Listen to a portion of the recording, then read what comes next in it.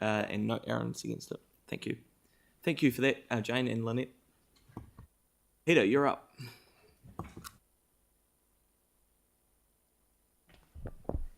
Right, good morning everyone. This is the performance report against organisational goals. It's underpinned by the capital and finance reports you'll hear from shortly. Situation very similar to a month ago, so I'm going to move through it at a high level. Service delivery has remained very steady, just slightly below the target we're looking for. We're working closely with the heads of service to try to pick up that 2%. It is getting harder as each month goes by towards the end of the financial year though. The resident survey had some impact. A lot of things went up, but a few things went down and it's basically netted off. So we haven't really picked up a lot from there. Capital projects, key projects, again, just ever so slightly below, but talking to Andrew, since this report was approved, a couple of projects have picked up and that will go green. So we'll be back to on track for major capital works. Non-key projects are still a little lower, but the team's still working on that as well. I should stress, because I've heard a few conversations here, this last set of stats I just went through are about actual delivery, not spend. I note that you've been quite keen to pursue the idea of capital actual delivery as opposed to burn rate of dollars. Those last stats I gave you are actual delivery. The dollars will come further down. The other end of the pipe is planning for capital. Now we've got a green light there over target for 2025 and not quite on track for 26-27, but we've still got some time to go for that, and I'm convinced that will come right by May, which is the due date. So that will go green as well. Operational budgets, this is the high level view of the vital few. We're on track for operating surplus, but by a thin margin, 400k, but it's nonetheless in the black. And lastly, burn rate on capital budget is on track and reflects the project delivery. So that's the high level view across all the vital signs. Because it's so similar to the last couple of months, I'm probably not going to try and line by line this, but rather perhaps open up to questions or clarifications. Hey, thank you very much for that, Peter. It's a good report. Does anyone have any questions for Peter? Yanni, Celeste.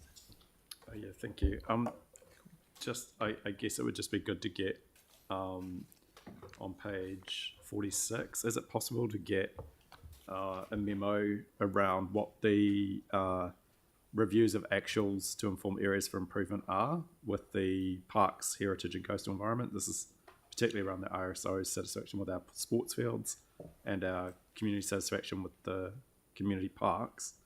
I think it would be quite good for us to get some visibility over what the actual mitigations are. I know we're moving to in-house, and it might also be timely to get a bit of an update on how that is progressing and how we're going on track. We've got Andrew Rutledge in the room, so...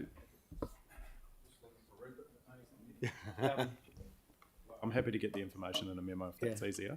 Oh, look, I think the best place we can bring that information back is in the activity reports that units are going to put in front of council on a regular basis now.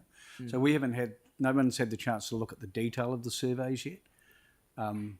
In conversations, it's basically been about really simple maintenance activity. So we'll bring back the information rather than a separate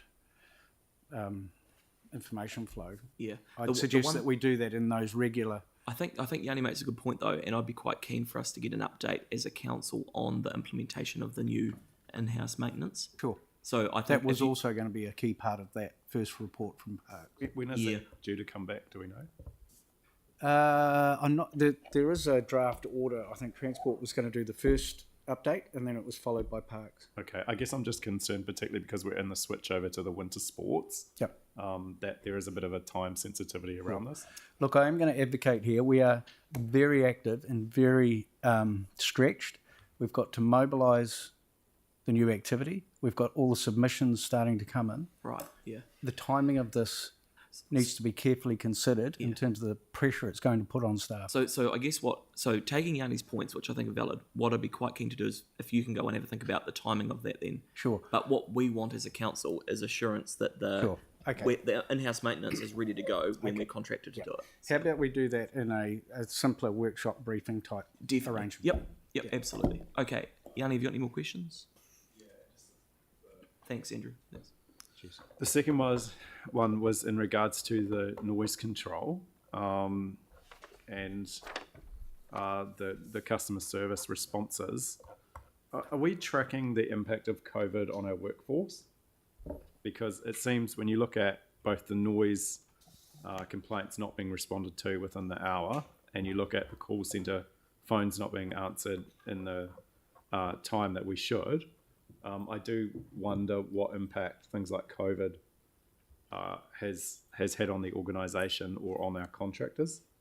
But if it's not COVID, then it would be quite good to understand, particularly around noise control, what more is happening, because we seem to have had a lot of problems with responding to noise control in a timely manner, and it is something that stresses the community out when we don't respond. So yeah, I would certainly welcome getting a little bit more detail about what steps we're taking with the contractor in that regard.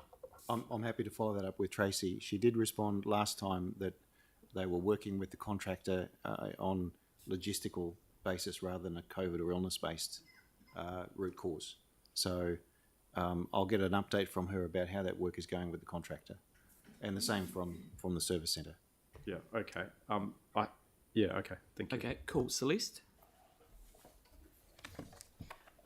This might be for Andrew or Brent, but I've just got a question around page 72 of the Takara River Corridor and the variance. So it says here that factors contributing to red critical status include budget shortfalls. I think you're on a different report. Oh, okay, sorry. Yeah. So we can hold that for the capital one for Andrew? Yep, cool. Any other questions on this report? No, so the Mayor's happy to move it. Melanie looks like she's happy to second it. Any discussion? All in favour? Against? That's carried. Thank you, Peter. Thanks, everyone. That's great. Russell, I saw you there.